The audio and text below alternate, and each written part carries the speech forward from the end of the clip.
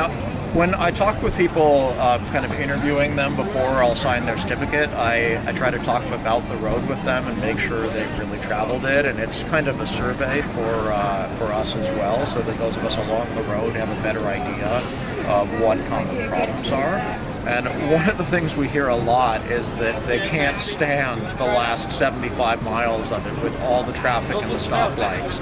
Most of the road you can do 150 miles a day and it's not too much of a problem, but the part from San Bernardino here, that's a lot harder.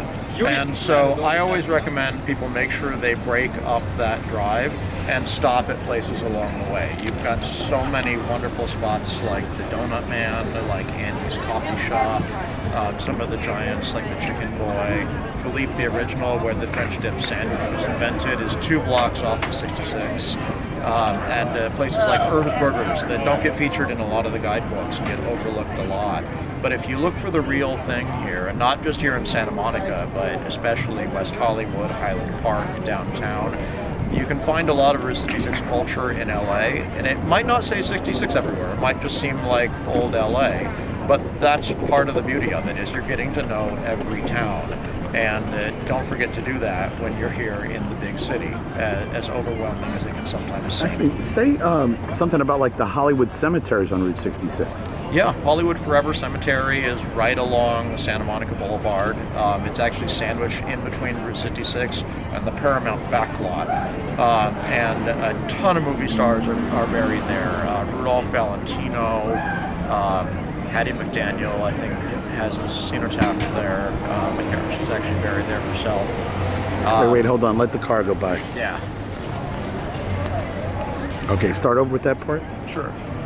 Yeah, Hollywood Forever Cemetery is right along 66 in South Hollywood. It's sandwiched in between the Paramount backlot and Route 66. So all kinds of Hollywood figures are buried there, from the 1920s, 30s, 40s. Rudolph Valentino is one. Hattie McDaniel is another. The other thing that a lot of people don't hear about is the Formosa Cafe, just a little further down. It's right across the street from the United Artists backlot, what was United Artists. That was a huge hangout for a lot of movie stars back in the day, and that's another one that seems like old LA, but has a lot of Route 66 character to it. And right halfway in between the two, on the south side of the street, is where the song "Get Your Kicks on Route 66" was first recorded. And there's no signage for that. There's no indication that there's a whole lot of history there. But we really do have it if you know where to look. Okay, perfect.